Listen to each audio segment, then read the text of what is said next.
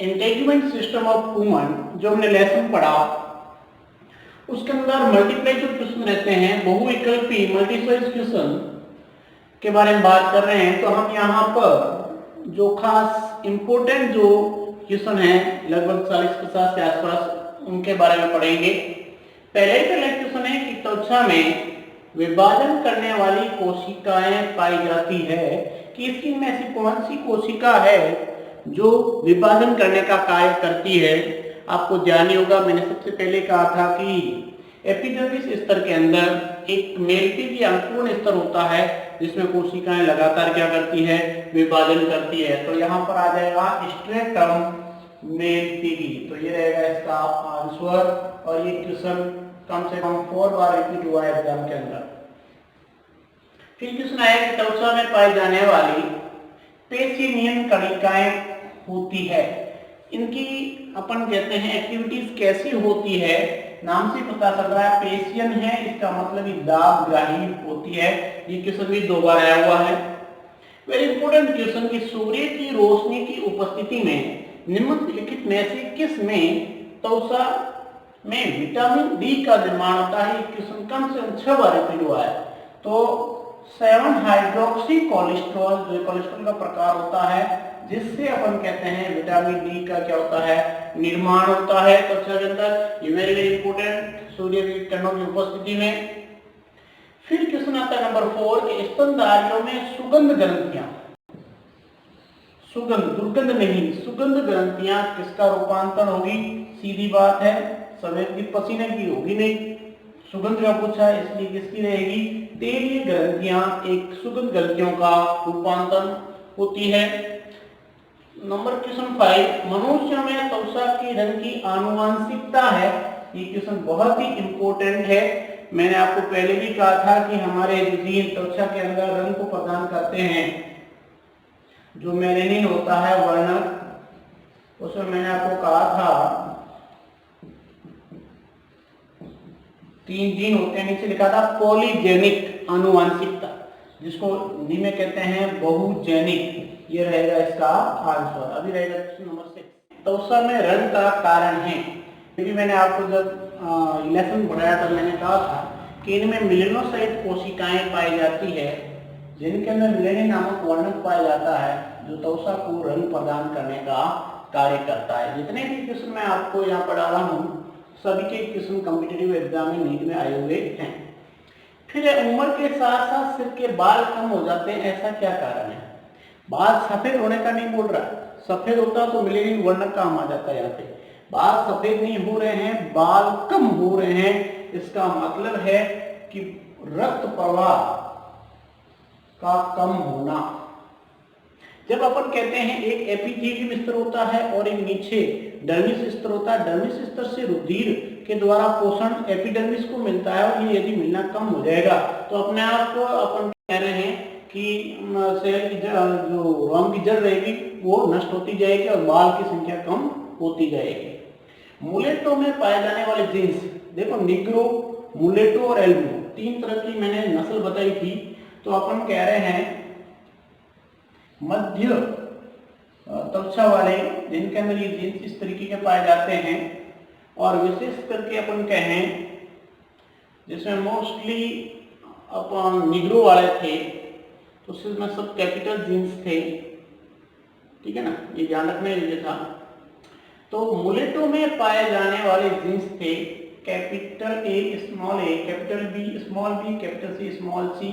ये इंपॉर्टेंट है, तीनों ही नोट्स के अंदर पढ़ाए हुए हैं और लेसन के अंदर दिए हुए हैं। वातावरणीय ताप के परिवर्तन मुख्यतः कैसे जंतुओं को प्रभावित करते हैं। सीधी बात है कि वातावरणीय परिवर्तन ताप से संबंधित है। इसका मतलब जो असमतापी प्राणी होते हैं, टेम्परेचर को नियमित नहीं कर पाते हैं, वही यहाँ पर प्रभावित होंगे। सीबुमी ग्रंथियों का कहें या तेली ग्रंथियों का एहसास करने वाली ग्रंथियां किस प्रकार की होती है। हमने पढ़ा था कि मीरोक्राइन होता है, एपोक्राइन होता है, होलोक्राइन होता है, या इसको एक्राइन कह सकते हैं। तो यहाँ पर मीरोक्राइन या एक्राइन, होलोक्राइन या एपोक्राइन, यहाँ पर अपन कहेंगे होलोक्राइन प्रकार की जो प्रकार है वो किसका है, सीबेसियस ग्रंथियों का है। ये मोस्ट क्वेश्चन है, आया हुआ भी है। त्वचा के कॉर्नियम स्तर की कोशिकाएं होती है। और कॉर्नियम स्तर कौन सा होता है बेटा? हमने जब कहा कि एपिडर्मिस के 5 स्तर और लास्ट वाला स्तर जो 3 स्तर था उसको कहते हैं कॉर्नियम स्तर। और उसके अंदर अपन ने कहा था कि केराटिन का निर्माण हो जाता है, नाखून और बाल उसके उदाहरण है। तो सीधी बात है, ये निर्जीव है नंबर 1, चपटी है, केंद्रकहीन है और केराटिन युक्त होती है। तो इसका राइट आंसर ये हो जाएगा। त्वचा में निर्मित विटामिन है, सीधी बात है विटामिन डी। नाखून बने होते हैं, अस्थियों के नहीं बने होते हैं, उपास्थियों के भी नहीं बने होते हैं, केराटिन के बने होते हैं। किसके होते हैं? केराटिन के, काइटिन के नहीं, ध्यान रखिएगा। केराटिन के जमा होने के कारण मृत हो जाते हैं। त्वचा का बाह्य स्तर किसका बना होता है? सीधी बात है, हमने एपिडर्मिस पढ़ा तो सबसे पहले विशेषता पहले लिखा था, सल्फी स्तरित एपिथेलियम कोशिकाओं से निर्मित होती है। तो ये भी क्वेश्चन एक बार रिपीट हुआ है। त्वचा का प्रमुख कार्य, बहुत छोटा सा क्वेश्चन है लेकिन पीएमटी में पूछा गया है। ये रक्षा या ताप नियंत्रण में काम कर रहा है, उत्सर्जन या अवशोषण में कर रहा है, खाद्य संघ या उद्दीपन, ये सभी कार्य हैं इसके। क्वेश्चन आ रहा है कि पसीने में एक एंजाइम पाया जाता है जो बैक्टीरिया को नष्ट करने का काम करता है, उसको लाइसोजाइम कहते हैं, ध्यान रखना। प्रोटीन को तोड़ने में काम आता है। लाइपेज एक तरह से अपन कह रहे हैं वसा के पास से संबंधित है। तो कुंडलित नलाकार या नलिकाकार ग्रंथियां पाई जाती है, बहुत इंपॉर्टेंट क्वेश्चन है। आमाशय के फंडस भाग में, आमाशय के 3 भाग होते हैं, cardiac part, fundus part, pyloric part या आंतरिक विलाई में, आंत्र के। तो उस आंतरिक विलाई में तो वो रसाकुर पाए जाते हैं, वसनों की शुक्ल नलिकाओं के अंदर या फिर स्तनियों की त्वचा के डर्मिस में, बिल्कुल स्तनियों की त्वचा के डर्मिस में पाए जाते हैं नलिकाकार ग्रंथियां, कुंडलित नलिकाकार ग्रंथियां। फिर आता है कि त्वचीय ग्रंथि है, कैसी होती है? जठर ग्रंथि है। जठर ग्रंथि क्या त्वचीय ग्रंथि है? नहीं। थाइमस ग्रंथि क्या त्वचीय ग्रंथि? नहीं। थायराइड ग्रंथि क्या त्वचीय ग्रंथि? नहीं। सीबेसियस ग्रंथि कहो या तेलीय ग्रंथि कहो, ये एक प्रकार से त्वचीय ग्रंथि है। अब अपना क्वेश्चन आएगा। हाँ, तो 19वें क्वेश्चन की बात कर लेते हैं, बट इसका स्क्रीनशॉट ले लीजिए। 19वां क्वेश्चन है कि त्वचा की उत्पत्ति कैसी होती है? त्वचा की उत्पत्ति कैसी? त्वचा के अंदर 2 स्तर होते हैं, एक एपिडर्मिस और एक डर्मिस। डर्मिस होता है मेसोडर्म से और एक होता है एक्टोडर्म से। तो एक्टो मेसो दोनों स्तर मिलके त्वचा की क्या होती है? उत्पत्ति होती है, ठीक है ना। अगला क्वेश्चन है, मेलेनिन वर्ण का निर्माण कौन से एमिनो अम्ल से होता है? बहुत अच्छा क्वेश्चन है। टायरोसिन, मैंने पढ़ाया था उसका। टायरोसिनेज एंजाइम की उपस्थिति में टायरोसिन के द्वारा मेलेनिन वर्ण का निर्माण होता है जो त्वचा को रंग प्रदान करने का कार्य करता है।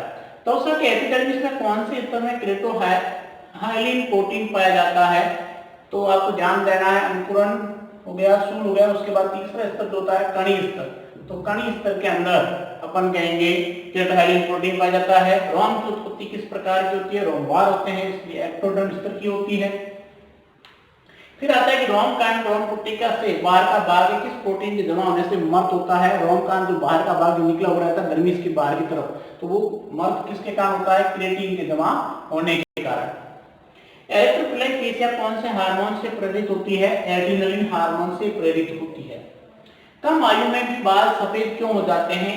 ध्यान दें, रक्त के अभाव के कारण, केराटिन के अभाव के कारण या रोम कांड के बलकुट की कोशिका में हवा भर जाने के कारण, मेलेनिन की वर्ण की कमी होने से रोम कांड के जो बलकुट भाग होता है, याद रखना था, बलकुट भाग में सेल में हवा भर जाने के कारण।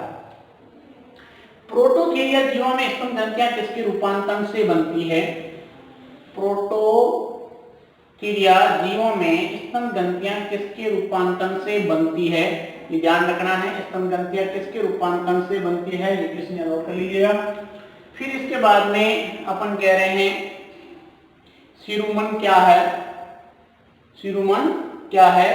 वसा, प्रोटीन, कार्बोहाइड्रेट या तो बिल्कुल कार्बोहाइड्रेट है।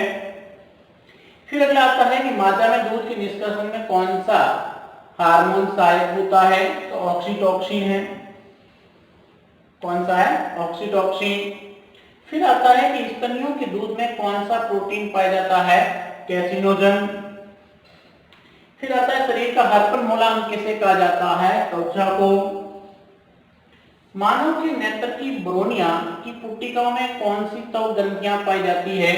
तो तो आपको ध्यान रखना, मानव के नेत्र की ब्रोनिया में जेन्स ग्रंथियां। फिर मनुष्य का तापमान फ़ारेनहाइट में कितना होता है? 98.4 डिग्री सेल्सियस, क्या ये 94 फ़ारेनहाइट और 37 डिग्री सेल्सियस अपन कह रहे हैं तापमान होता है। फ़ारेनहाइट में 98.4 होता है। मनुष्य तापक्रम की दृष्टि से किस प्रकार का प्राणी है? समतापी प्राणी है। मनुष्य के शरीर में ताप का नियंत्रण किस अंग के द्वारा होता है? हाइपोथैलेमस के द्वारा। रिपीट कर रहा हूं कि मनुष्य के शरीर में ताप का नियंत्रण किसके द्वारा होता है? हाइपोथैलेमस के द्वारा। ये डबल लाइन कैसे इसकी? श्वेत ग्रंथियों के द्वारा। तो ये हो गया आपके 34। अब आएगा 30। क्वेश्चन 35 की बात कर रहे हैं कि मानव किस ऊपर का प्राणी है? तो सीधा याद आना चाहिए यूथीरिया। फिर है कि एपिडर्मिस स्तर की विशेषता नहीं है, विशेषता नहीं है जी, कुछ है विशेषता नहीं है। इनमें रुधिर वाहिनी नहीं पाई जाती, सही है।